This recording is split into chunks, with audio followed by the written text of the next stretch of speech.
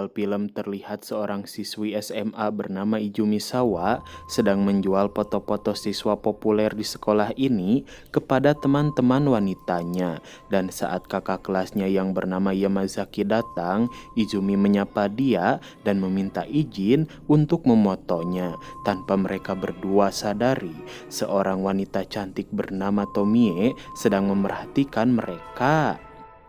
Tak lama kemudian, saat Izumi akan menjual foto Yamazaki kepada Michiko, Tomie datang. Dia melarang Izumi melakukan hal itu di sekolah ini, dan sebagai hukuman, Tomie akan merampas semua foto Yamazaki yang berada di tangan Michiko.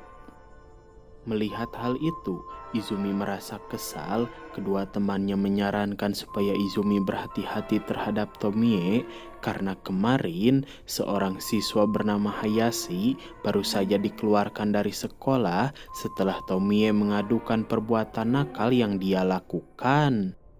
Dan saat jam istirahat, Izumi semakin kesal karena Yamazaki, laki-laki yang sangat dia cintai, menyuruh dirinya untuk memfoto Tomie yang sedang berada di halaman sekolah. Namun sial, Izumi malah ketahuan, tapi anehnya Tomie justru menyuruh Izumi memotret dirinya sebanyak mungkin sambil bertanya apakah fotonya akan dijual atau tidak. Sehingga seorang guru keamanan bernama Pak Tani memergoki kelakuan muridnya ini dan langsung memarahi Izumi. Dia pun yakin semua ini terjadi karena Tomie sudah menjebak dirinya dari awal.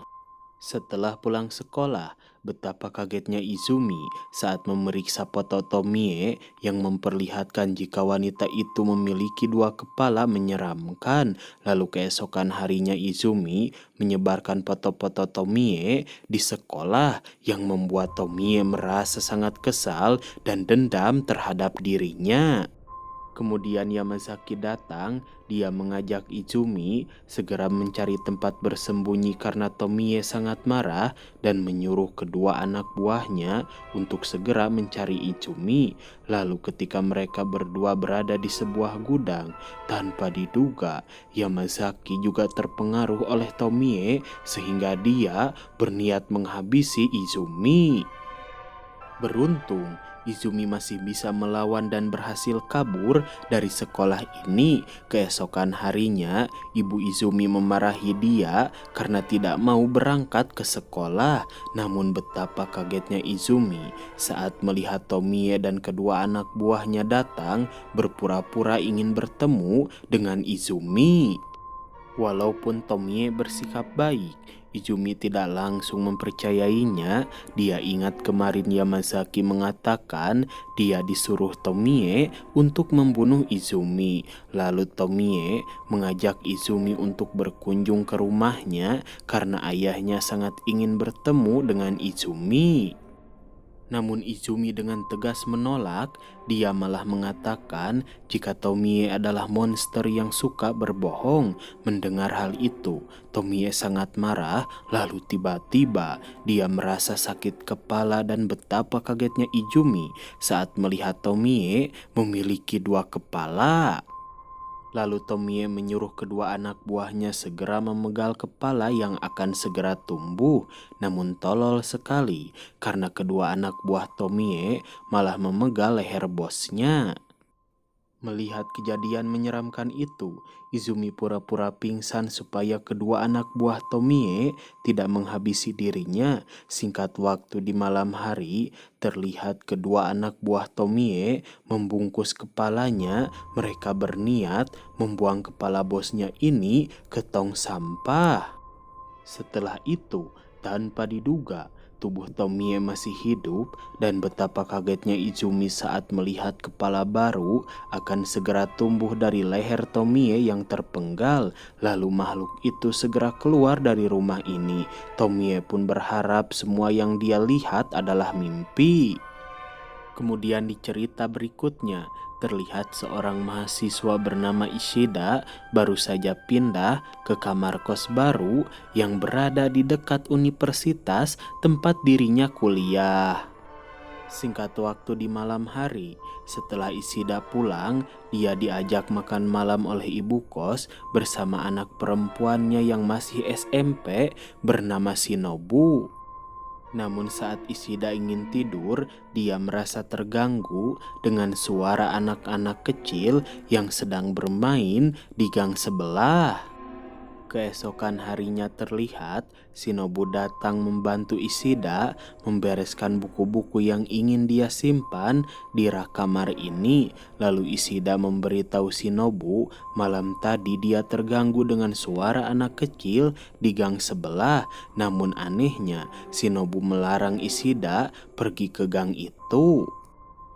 Kemudian di sore hari setelah Isida pulang kuliah, dia bertemu dengan seorang pria misterius. Pria ini memberitahu Isida jika 10 tahun lalu dia menyewa kamar kos itu, namun setiap malam dirinya terganggu dengan suara anak kecil yang bermain di gang sebelah. Namun pria ini yakin suara itu berasal dari arwah gentayangan yang pernah dibunuh oleh keluarga Shinobu. Setelah pulang, Isida penasaran dengan jendela yang dia temukan di balik lemari. Saat turun, Isida heran karena ternyata gang ini ditutup dengan tembok besar, dan betapa kagetnya dia saat menemukan mayat seorang pria terkubur dalam sebuah lubang sempit yang ditutup dengan besi. Ketika akan naik, Shinobu memotong tali yang membuat Isida terjatuh dan pingsan. Lalu Shinobu mengatakan beberapa tahun lalu dia membunuh 4 temannya di gang ini. Lalu ayahnya menutup gang supaya kejahatan Shinobu tidak diketahui oleh polisi. Yang sangat mengerikan, beberapa minggu lalu Shinobu membunuh ayahnya setelah dia dimarahi dan membuang jasad ayahnya itu ke gang ini. Saat Shinobu turun, tanpa diduga si ibu memotong tali supaya anaknya itu tidak bisa naik dan hidup bersama arwah sampai meninggal. Lalu di tempat lain, seorang guru seni bernama Pak Okabe sedang memperlihatkan karya terbaru dirinya, yaitu patung tanpa kepala kepada kedua muridnya yang sangat dia sayangi. Singkat waktu keesokan harinya, betapa kagetnya Rumi saat mengetahui Pak Okabe meninggal dengan cara dipenggal dan kepalanya hilang entah kemana. Setelah pulang sekolah, Rumi datang ke rumah temannya Shimada karena dia satu-satunya murid yang menginap di sekolah bersama Pak Okabe malam tadi. Namun anehnya, Shimada mengatakan jika guru mereka masih hidup. Sementara itu di sekolah, terlihat 2 teman Rumi memasuki ruangan seni karena buku mereka tertinggal di tempat ini, dan betapa kagetnya mereka berdua saat menemukan kepala Pak Shimada tertancap di salah satu patung karya seninya. Tak lama kemudian, Rumi bersama Shimada memasuki ruangan seni untuk bertemu dengan Pak Okabe. Namun Rumi ketakutan saat Shimada menunjukkan kepala Pak Okabe yang sudah membusuk tertancap di salah satu patung. Dan betapa kagetnya Rumi karena ternyata Shimada juga sudah meninggal dan kepalanya digunakan oleh patung yang bisa bergerak. Dan mereka menginginkan kepala manusia untuk melengkapi tubuhnya. Ketika melihat semua patung buatan Pak Okabe hidup, Rumi yang ketakutan segera lari dan memasuki ruangan sebelah. Namun betapa kagetnya dia saat melihat kepala kedua temannya sedang diperebutkan oleh patung-patung manekin itu, dan Rumi pun menjadi korban karena terjebak di ruangan ini. Lalu di cerita berikutnya terlihat seorang wanita bernama Mitsu sedang melamar pekerjaan untuk merawat seorang anak konglomerat yang mengalami penyakit kecemasan mental sejak lahir, di mana dia tidak tahu apa yang harus dirinya lakukan, dan tugas Mitsu adalah untuk membuat anak itu patuh terhadap semua perintahnya.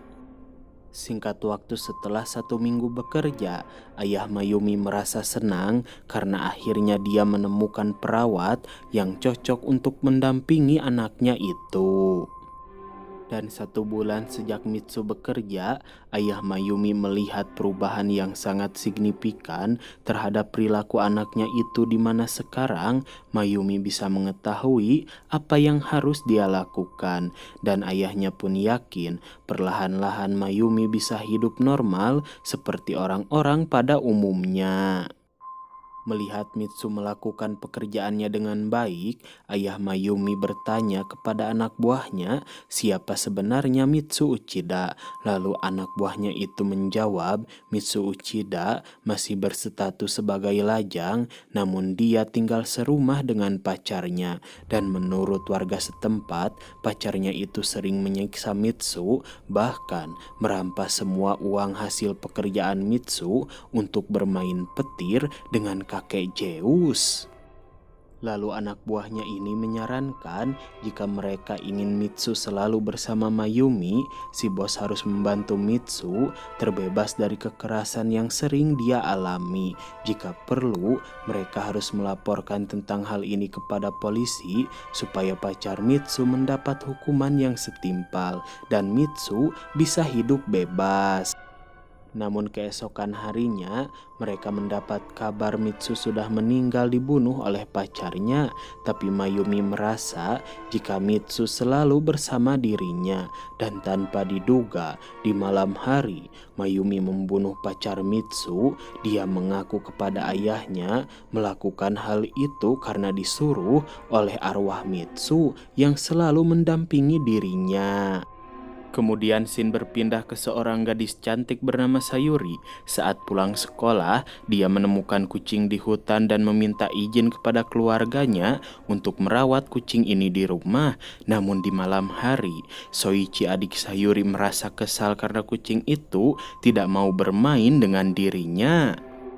Saat Soichi berniat ingin menghabisi nyawa kucing itu, kakaknya datang membuat dia kaget dan terjatuh. Lalu Choron mencakar wajah Koichi yang membuat pipinya terluka. Mendengar kejadian itu, Koichi mengatakan kepada ibunya jika sikap Soichi terus-terusan seperti ini, mungkin saat besar nanti dia akan menjadi psikopat.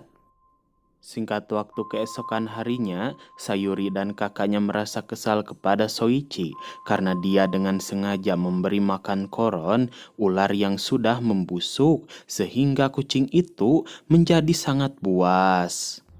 Setelah kejadian tadi, Koron setiap hari membawa hewan-hewan aneh dan memakannya di dalam rumah. Melihat kejadian itu, Soichi tertawa. Dia mengatakan semua itu terjadi karena dia mengutuk kedua kakaknya dan kucing kesayangan mereka.